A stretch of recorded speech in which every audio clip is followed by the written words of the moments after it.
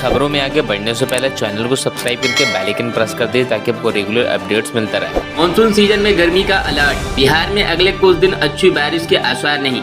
देश के अन्य हिस्सों में इस मानसून सीजन जमकर बारिश हो रही है, लेकिन बिहार में सूखे जैसे हालात पैदा हो गए हैं। मौसम विभाग ने अगले कुछ दिनों तक राज्य की अच्छी बारिश नहीं होने की आशंका जताई है। राजधानी पटना समेत प्रदेश के अधिकतर जिलों में अगले 4 दिन तक अधिकतम तापमान 2 से 4 डिग्री सेल्सियस की बढ़ोतरी होगी। इससे गर्मी और तपीस बढ़ने के आसार हैं। बिहार के उत्तर पश्चिमी क्षेत्र के कुछ जिलों में बुधवार को हल्के से मध्यम से स्तर की बारिश होने का पूर्वानुमान है, मगर कहीं भी भारी बारिश की संभावना नहीं है। बांका में स्कूल के मिड डे मील में निकली छिपकली, उल्टी और दस्त की शिकायत के बाद 93 बच्चे अस्पताल में। बांका जिले के रजौन प्रखंड के प्रोन्नत मध्य विद्यालय आनंदपुर में मिड डे मील खाने से 93 बच्चों की तबीयत खराब हो गई है। सभी बीमार बच्चों को सामुदायिक स्वास्थ्य केंद्र में भर्ती कराया गया। बच्चों ने बताया कि भोजन खाने के दौरान एक बच्चे की थाली में छिपकली मिल गई थी।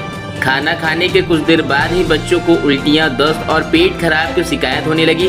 आनंद फानन में बीमार बच्चों की सूचना अस्पताल को दी गई। अस्पताल को एम्बुलेंस जाने के बाद सभी बच्चों को अस्पताल लाया गया। इलाज के बाद सभी बच्चों का स्वास्थ्य सामान्य है। विपक्षी दलों को संयुक्त बैठक के तुरंत बाद क्यों लौट आए थे नीतीश कुमार, बताई थी ये वजह। बेंगलुरु में 26 दलों के संयुक्त बैठक के बाद प्रेस कॉन्फ्रेंस से पहले सीएम नीतीश कुमार पटना के लिए रवाना हो गए थे, जिसके बाद चर्चा में बाजार गर्म था।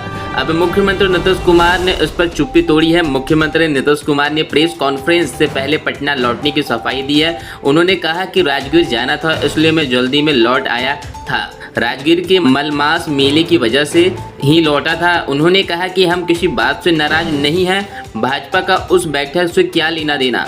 बैठक में सब बात हुई है, सबके सुझाव आए हैं, उसके बाद ही कुछ घोषित किया गया है। उसके बाद प्रेस कॉन्फ्रेंस होने वाली थी, तब हमने कहा कि हमें जाने दीजिए, जब सही समय आएगा तब इसकी भी संभावना है कि कुछ लोग और भी शामिल होंगे।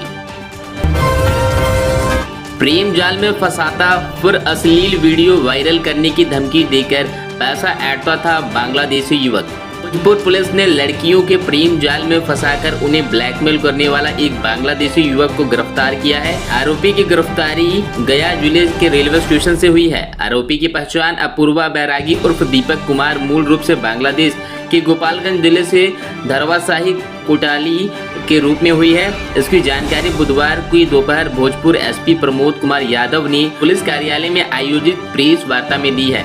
पकड़े गए बांग्लादेशी युवक के पास पुलिस ने मोबाइल, पैन कार्ड, पासपोर्ट, आधार कार्ड और कई पहचान पत्र जब्त किया है।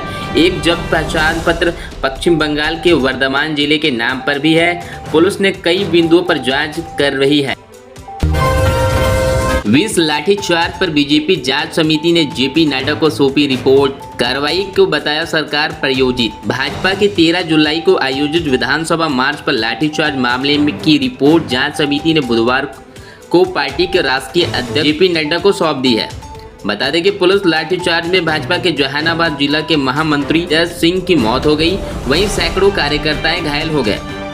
भाजपा के 4 सदस्यीय जांच समिति के अध्यक्ष और झारखंड के पूर्व मुख्यमंत्री एवं राष्ट्रीय अध्यक्ष रघुवर दास ने रिपोर्ट में कहा है कि स्थानीय लोगों से और कार्यकर्ताओं से बात करने से एक चीज बिल्कुल स्पष्ट हो गई है।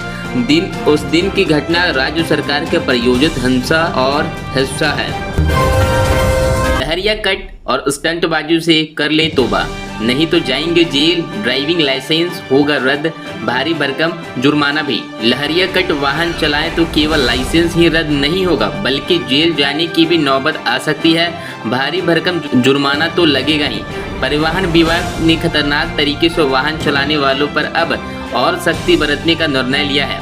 लहरिया कट और खतरनाक तरीके से वाहन चलाने वाले वाहन चालकों पर परिवहन विभाग के साथ साथ ट्रैफिक पुलिस की भी विशेष नज़र रहेगी। परिवहन विभाग के सचिव संजय कुमार अग्रवाल ने बताया कि अभियान चलाकर लहरिया कट वाहन चलाने वालों के विरुद्ध सख्त कार्रवाई की जाएगी। इस संबंध में सभी जिलों के डीएम, एसएसपी, एसपी को निर्देश दिया गया है। यही नहीं, पटना के गंगा पथ पर जांच के लिए विशेष अभियान चलाया जाएगा और औचक निरीक्षण कर ऐसे लोगों पर कार्रवाई की जाएगी।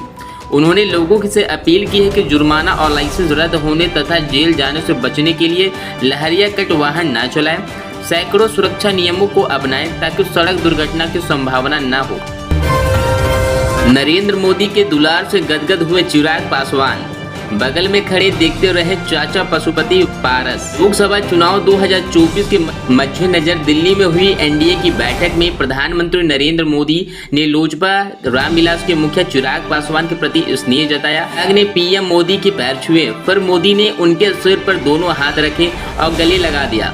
पीएम मोदी के इस दुलार से चिराग पासवान गदगद हो गए। उन्होंने प्रधानमंत्री का आभार जताया है। चिराग के चाचा एवं केंद्रीय मंत्री पशुपति पारस बगल में ही खड़े थे, हुए सब देखते रहे। उन्होंने कोई रिएक्शन नहीं दिया। बता दें कि चाचा भतीजे के बीच लंबे समय से अदावत चल रही है। चिराग के 3 सालों के बाद एनडीए में वापसी हुई है। शराब बरामदगी का लक्ष्य पूरा नहीं कर पा रहे हैं, पूर्णिया सबसे फिसड्डी। बिहार में शराबबंदी है, मगर शराब के खिलाफ कार्रवाई के मामले में जिले फिसड्डी पिछड़ रहे हैं। पहले सालों में शराब की बरामदगी को देखते हुए पुलिस मुख्यालय ने भागलपुर सहित सभी जिलों में महावर औसत बरामदगी का टारगेट दिया था। मुख्यालय ने इस साल जनवरी के जून तक शराब की बरामदगी की समीक्षा की तो पता चला कि ज्यादातर जिले टारगेट तक नहीं पहुंच सके हैं। सीमांचल का सबसे बड़ा जिला पूर्णिया तो उस लिस्ट में निचले पायदान पर सबसे अव्वल रहा है। यहाँ टारगेट के 11% ही शराब बरामदगी हो सकी है।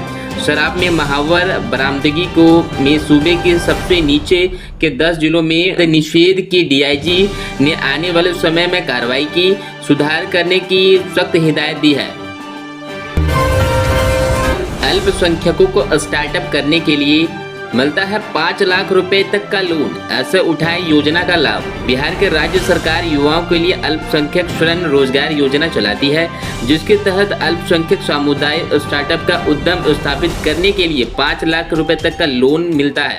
राज्य सरकार इसके लिए हर साल बजट पारित करती है। दरअसल इस योजना का उद्देश्य बेरोजगार युवाओं को रोजगार से जोड़ना है। इस स्कीम की मदद से युवा खुद के साथ दूसरों को भी नौकरियां दे पाएंगे। हालांकि इस योजना का लाभ केवल अल्पसंख्यक समुदाय के ताल्लुक रखने वाले जैसे इस्लाम, पारसी, जैन, बौद्ध और सिख धर्म युवाओं को ही मिलेगा। इसके अलावा आवेदक बिहार का रहने वाला हो और उसकी किसी तरह से सरकारी लाभ न मिलता हो। इस योजना का लाभ उठाने के लिए न्यूनतम उम्र 18 साल और अधिकतम उम्र 50 साल तय की गई है।